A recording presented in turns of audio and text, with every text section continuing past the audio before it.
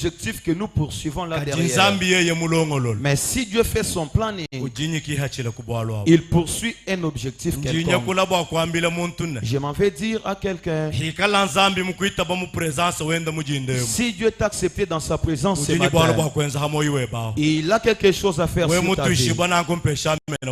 Amen. Amen. Merci. Toi, ce qu'il a. Que son nom soit glorifié. Je dis merci au Père,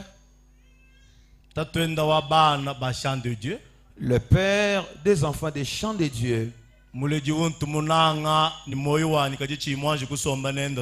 Un Père que j'aime de tout mon cœur, même si je n'étais pas encore resté avec lui de près. Vu la dimension d'amour que j'ai en lui, aujourd'hui j'ai accepté qu'il soit côté de lui. Et cet acte d'amour qu'il manifeste au devant de moi, j'ai donné à Dieu raison d'avoir mieux organisé pour que j'aime un Père comme celui-ci. La chance qu'il m'a accordée ce matin, il m'a laissé la chair, afin qu'on se partage la petite grâce que Dieu a installée en nous. Cet acte a percé mon cœur. Étant convaincu par cet acte, ma main sur la poitrine. Merci, Papa. Une bonne main à l'Éternel. Je dis grand merci à la ceinture qui entoure cette vision. Tous les hommes de Dieu. Ce qui fait la force de la vision, ce n'est pas vraiment bien se prononcer et donner les paroles prophétiques. Une bonne proximité renforce encore la vision qu'a la personne. Quand nous voyons la vision faire des grandes choses dans la vie,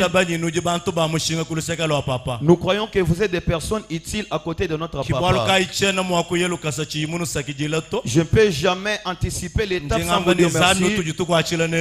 Dieu que nous servons avec vous vous élève encore comme il faut, qu'il vous booste encore.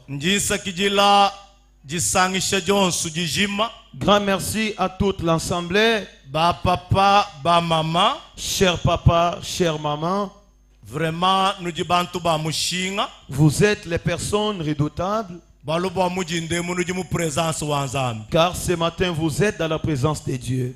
Ce qui fera la force de notre prédication ce matin, c'est votre présence. Ni t'était votre présence, nous ne serions jamais appelés prédicateurs. Tu es confirmé prédicateur aussi longtemps qu'il y a les gens là que tu vas communiquer la parole. S'il y a personne qui peut auditionner ta prédication, donc tu es un serviteur utile. C'est pourquoi ta présence ce matin. Acclame pour toi-même et pousse les cris de joie.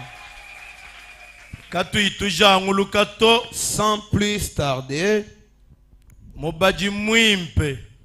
un bon lecteur va nous aider à lire les Saintes Écritures. Nous sommes dans le livre de Genèse, chapitre 18, verset 1er jusqu'à 3e. Nous sommes dans le livre de Genèse, chapitre 1er jusqu'au 3e. Lisons au nom de Jésus-Christ. Amen. L'Éternel lui apparut parmi les chênes de Mamré. Comme il était assis à l'entrée de sa tente, pendant la chaleur du jour, il leva les yeux et regarda. Et voici, 3 hommes étaient debout près de lui. Quand il les vit, il courut au-devant d'eux, depuis l'entrée de sa tente, et se prosterna en terre. Et il dit, Seigneur, si j'ai trouvé grâce à tes yeux, ne me passe point, je te prie, loin de ton serviteur. Veuillez vous rasseoir.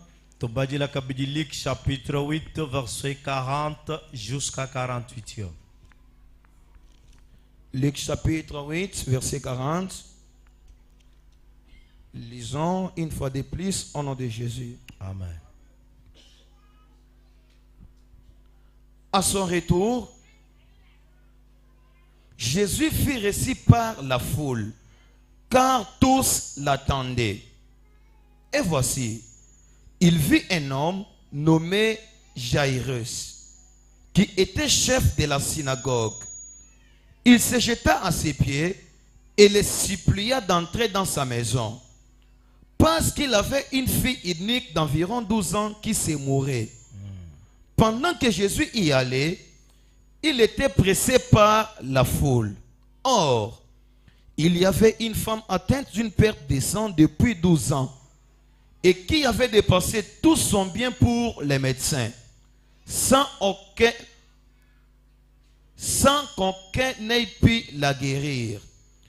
Elle s'approcha par derrière et toucha les bords de son vêtement de Jésus. Au même instant, la perte de sang s'arrêta. Et Jésus dit, qui m'a touché? Comme tous s'en défendaient, Pierre et ceux qui étaient avec lui dirent, Maître, la foule t'entoure et te presse. Et tu dis, qui m'a touché? Mais Jésus répondit, quelqu'un m'a touché, car j'ai connu qu'une force qui était sortie de moi. La femme, se voyant découverte, vint toute tremblante et se jeta à ses pieds, et déclara devant tout le peuple pourquoi elle l'avait touché et comment elle avait été guérie à l'instant. Jésus lui dit, ma fille, ta foi t'a sauvée, va en paix. Parole du Seigneur. Jinkumbajija, Hébreux 11, chapitre 1er. Or, Abi.